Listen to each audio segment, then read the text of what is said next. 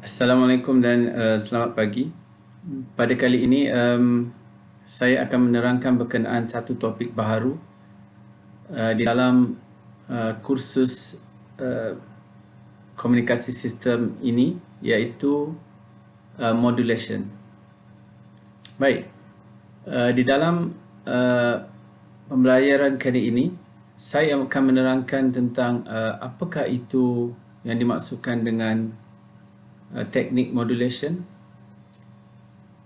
Keduanya, mengapakah kita perlukan teknik modulation di dalam sistem komunikasi, dan yang ketiganya ialah apakah jenis-jenis teknik modulation yang terdapat di dalam sistem komunikasi. Baik, jika anda masih ingat lagi, di awal perbincangan kita berkenaan dengan sistem komunikasi. Sistem komunikasi ialah di mana pertukaran maklumat di antara dua poin, iaitu dalam contoh inilah point A dan point B, iaitu exchange of information, pertukaran maklumat. Maklumat ataupun information ini boleh berada dalam pelbagai bentuk seperti teks data, image, gambar, video, siaran televisyen ataupun radio dan sebagainya. Okay. Jadi pertukaran ini boleh melalui pelbagai channel atau medium seperti wireless ataupun wired, ataupun menggunakan radio frekuensi dan lain-lain. Baik, bagi membolehkan pertukaran maklumat di antara stesen A dan stesen B dalam contoh ini, information ataupun informasi perlu melalui channel yang tertentu. Okay, kita mengambil contoh property ataupun kriteria sesuatu signal. Okay. Katakan kita mengambil contoh signal voice, suara, ya. Okay. Jika anda masih ingat dalam topik electromagnetic spectrum, kita ada satu spektrum yang dipanggil sebagai VF, iaitu voice frequency, yang berada di antara 300 Hz sehingga ke 3 kHz. Okay. So jika diambil daripada spektrum VF ini, ia dikira sebagai spektrum low frequency ataupun frekuensi rendah. Okay. So jika kita ingin menghantar isyarat suara kita ataupun data suara, okay, daripada yang berfrekuensi rendah, okay, which is low frequency, kepada satu tempat lain yang terpisah, iaitu dalam satu jarak yang jauh, ya. Okay. Sebagai contoh mudah ialah siaran radio daripada sistem stesen pemancar radio. Katakan kita ada di RTM yang dipancarkan ke rumah-rumah, okay, untuk siaran radio. Okay. So suara yang mempunyai frekuensi yang rendah atau low frekuensi tidak mampu untuk bergerak dalam jarak yang jauh. Jadi apa yang diperlukan ialah satu proses yang boleh membawa suara kita ataupun data suara ini ke satu jarak yang lebih jauh. So ini adalah proses yang kita akan belajar, iaitu modulasi teknis. Okey, cuba bayangkan kita ada satu kertas kosong. Kita ada satu kertas kosong. Ini kertas kosong. Okay. Cuba kita bayangkan kita membaling kertas ini, kertas kosong. Jadi disebabkan kertas yang ringan ini, jarak yang boleh dicapai oleh kertas yang kita dibaling ialah sangat rendah, ya, sebab dia ringan. Kemudian kita ambil kertas ini, kita balutkan dengan sebiji batu. Okey, katakan saya ada sebiji batu. Salutkan kertas ini dengan sebiji batu dan kita lemparkan dia. Okey, kertas ini, okey, dengan sebiji batu dan lemparkan. Sudah pasti kertas ini akan boleh mencapai jarak yang lebih jauh disebabkan ia lebih berat. Okey, konsep ini ialah satu konsep yang digunakan dalam teknik modulasi. Dalam contoh isyarat suara ataupun voice signal yang berfrekuensi rendah, okey, mempunyai frekuensi yang rendah, kita akan menggunakan satu signal lain yang mempunyai frekuensi yang lebih tinggi, okey, dan kedua-dua frekuensi ini dicampurkan untuk membentuk satu frekuensi lain, okey, yang akan berbentuk mungkin lebih macam ni, berfrekuensi tinggi tapi mengikut amplitude suara asal tadi. Okey, so ini adalah konsep asas teknik modulation, yang mana voice signal ini kita panggil sebagai baseband signal, signal yang kita ingin hantar, information signal kita. Frekuensi signal dengan frekuensi yang tinggi yang diperlukan bagi membawa signal asal baseband ini kita panggil sebagai carrier signal. Okay. Proses di mana memuat naik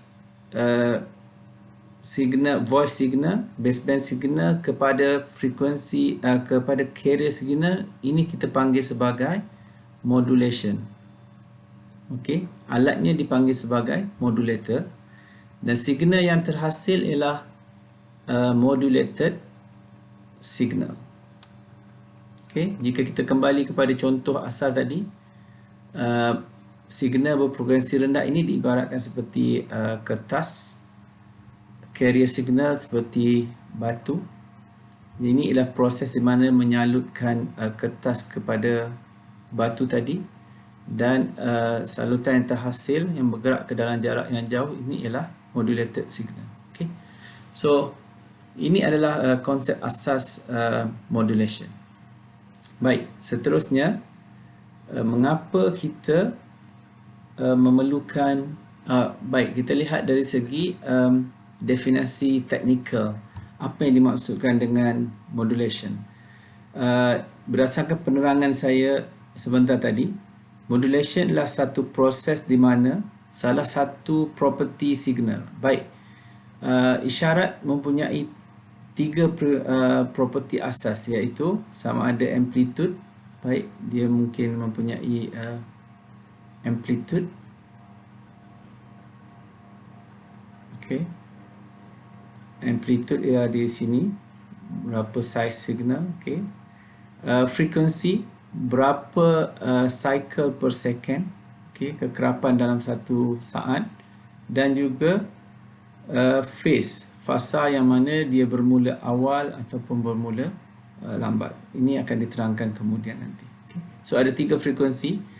So proses di mana salah satu daripada frekuensi property signal, iaitu sama ada amplitude, frekuensi ataupun phase, carrier signal. Okay, salah satu properti daripada carrier signal ini diubah according to the baseband signal, bergantung kepada signal information tadi. Sama ada kalau dalam contoh tadi ialah voice signal. Okay, so information signal boleh jadi macam-macam, sama ada video, teks dan sebagainya. Baik, ini definisi modulation. Okay, kenapa kita perlukan modulation? Okay, yang pertama, untuk mengurangkan size antena.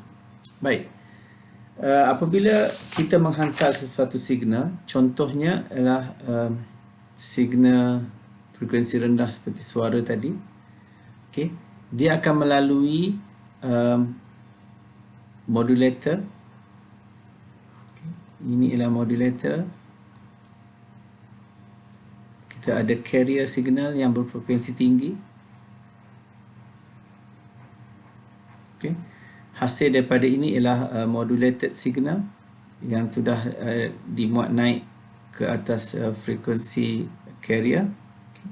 Kemudian modulated signal ini akan dihantar kepada contohnya transmitter pencawang. Okay. Baik, frekuensi asal akan menentukan saiz antena kita, ataupun saiz ni ialah di sisi kita punya transmitter, dan di sebelah sini ialah ada antena, maybe di rumah kita, di receiver side yang akan terima. Okey, baik, apakah saiz antena pencawang untuk menghantar sesuatu frekuensi? Sebagai contoh, sebelum saya teruskan, kita tengok dulu yang kita pernah belajar sebelum ini. Baik, saya akan terangkan satu contoh bagaimana kaitan frekuensi dengan panjang ataupun tinggi antena. Okey, sebagai contoh, kita ambil satu signal yang kita ingin hantar, ya, voice signal. Contoh, katakan kita mempunyai satu signal dengan frekuensi 10 kHz. Okey, so bagi frekuensi 10, wavelength bagi frekuensi ini berdasarkan yang kita pernah belajar sebelum ini, boleh dikira menggunakan formula berikut. Okey, yang mana C ialah 3 kali 10 kuasa 8 dan F dalam contoh ini ialah 10 kHz. Baik, jadi apa yang kita dapat adalah wavelength bagi contoh ini ialah 30,000 meter. Okey, bagi mengira length, panjang ataupun tinggi antena, bagi dipole ataupun quadpole kita boleh menggunakan formula L sama dengan lambda per 4. So dalam contoh ini 30,000 dibahagikan dengan 4. So panjang antena yang diperlukan bagi menghantar satu signal dengan frekuensi 10 kHz dengan jarak yang jauh ialah sebenarnya 7,500 meter bersamaan 7.5 km, yang mana ia amatlah sangat tidak praktikal dan agak tidak logik untuk membina satu antena ataupun tower setinggi 7.5 km. Okey, kita lihat pula bagaimana jika kita menggunakan frekuensi yang untuk menghantar frekuensi yang agak tinggi, iaitu F sama dengan 10 MHz. Okey, so lambda wavelength menggunakan formula yang sama boleh dikira dan kita akan dapat sama dengan 30 meter. Okay, and then length sama dengan 30 bagi dengan 4, jadi 7.5 meter. Jadi dalam contoh ini jelas kita dapat melihat yang mana untuk frekuensi yang rendah kita memerlukan antena yang sangat panjang yang amat tidak praktikal, tapi dengan menggunakan contohnya frekuensi tinggi sebagai carrier, sebagai contoh 10 MHz, kita memerlukan antena yang sangat mudah untuk dibina, iaitu dalam contoh ini cuma 7.5 meter. Ini adalah salah satu sebab utama kenapa kita menggunakan teknik modulation bagi menghantar satu signal ke tempat yang lain, iaitu terutamanya bagi menghantar signal dengan frekuensi yang rendah. Jadi kita menggunakan carrier frekuensi yang lebih tinggi untuk salah satu sebabnya adalah untuk mengurangkan saiz antena yang diperlukan. Sebab kedua kenapa perlunya modulation ialah bayangkan jika kita berada di dalam satu ruang ataupun satu bilik yang sama dan beberapa orang tengah bercakap, contohnya pada waktu yang sama, dan ada seorang yang mendengar, agak mustahil yang mana semua orang bercakap dengan frekuensi yang hampir sama untuk pendengar ataupun receiver side ini menerima atau menentukan apakah konten ataupun isi perbualan yang disebutkan.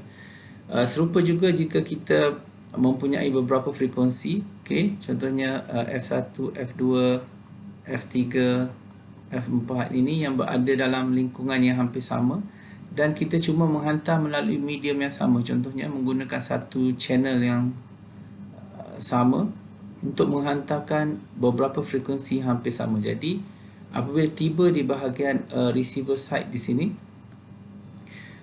amat sukar untuk memecahkan semula apakah informasi yang telah dihantar disebabkan frekuensi-frekuensi ini telah bercampur ataupun interfere di antara satu sama lain.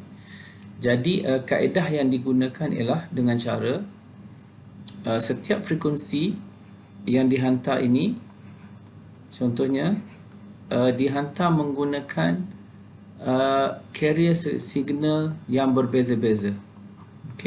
Contohnya frekuensi 1 dihantar dengan carrier berbeza, carrier 1, frekuensi kedua dengan carrier frekuensi yang berbeza, begitu juga dengan 4 dan 5 dan seterusnya.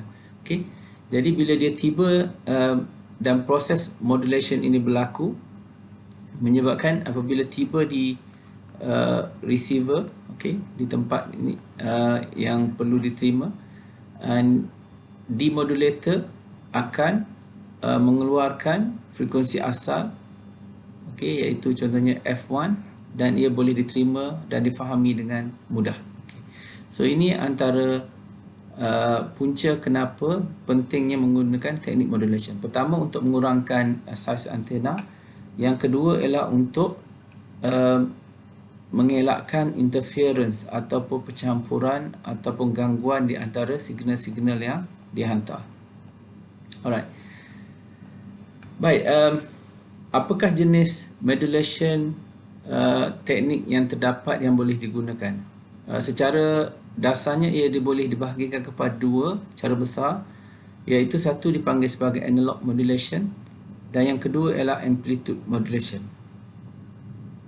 Bagi untuk kursus communication system ini, kita akan fokuskan kepada analog modulation terlebih dahulu, iaitu amplitude modulation, frequency modulation dan juga phase modulation.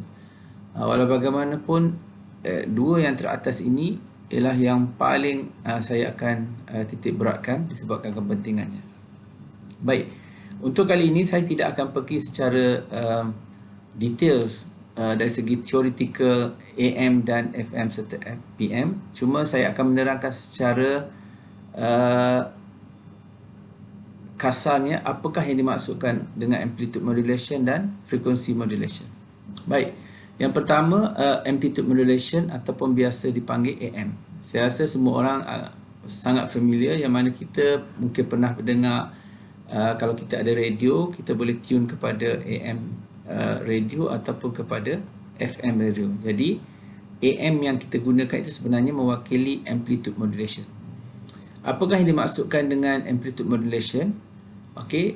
Dalam kaedah AM, amplitude of the carrier signal, amplitude carrier signal, diubah according to the amplitude of the baseband signal ataupun information signal. Katakan kita mempunyai baseband signal ataupun message information signal kita dengan frekuensi rendah sebegini.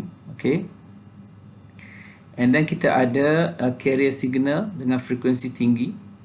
Jadi dengan menggunakan amplitude modulation, frekuensi tidak berubah. Okay. Dia still menggunakan frekuensi yang sama dengan carrier signal. Tapi frekuensi amplitude bagi carrier signal berubah mengikut amplitude information signal ataupun baseband signal. So ini adalah amplitude bagi baseband signal. Okay. Jadi carrier signal daripada amplitude asalnya yang sama akan menggunakan amplitude daripada baseband signal. Jadi ia dinamakan sebagai amplitude modulation sebab yang berubah ialah amplitude carrier signal. Okey. Untuk jenis yang kedua ialah frequency modulation. Kalau tadi amplitude modulation, amplitude yang berubah, so mudah untuk difahami. Bagi frequency modulation, yang berubah ialah frequency of the carrier signal. Frequency carrier signal akan berubah mengikut frekuensi baseband signal. Okey.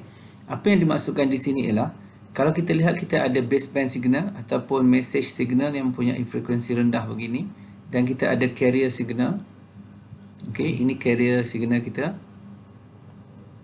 Yang atas ini ialah baseband kita, okey, ataupun message signal. Jika dilihat di sini untuk FM, amplitude tidak berubah, sama. Okey. Tapi yang berubah ialah frekuensi carrier signal. Frekuensi asalnya akan berubah, contohnya apabila amplitude baseband signal semakin tinggi, maka frekuensi juga akan berubah menjadi semakin tinggi di bahagian ini ya. Kemudian kalau kita lihat apabila amplitude dia berubah menjadi rendah, frekuensi bagi carrier signal pun akan berubah menjadi semakin rendah. Kemudian kita tengok amplitude bertambah semula makin tinggi dan frekuensi dia pun akan bertambah menjadi tinggi semula. So ini adalah yang dimaksudkan dengan frequency modulation. Jadi kita ada dua jenis. Pertama ialah amplitude modulation, yang mana amplitude bagi carrier signal berubah mengikut amplitude baseband signal. Okay. Yang kedua ialah frequency modulation, yang mana frekuensi bagi carrier signal berubah mengikut amplitude baseband signal ataupun information signal. Alright. Jadi saya rasa saya sudah menerangkan tentang konsep-konsep asas apakah itu modulation, kenapa dia penting, jenis-jenis modulation dan juga penerangan tentang dua jenis modulation techniques yang sangat paling kerap digunakan, iaitu AM dan FM. Untuk berkenaan theoretical penerangan untuk AM dan FM akan dilakukan dalam lecture seterusnya. Jadi untuk kali ini saya rasa setakat ini saja. Sekian, terima kasih.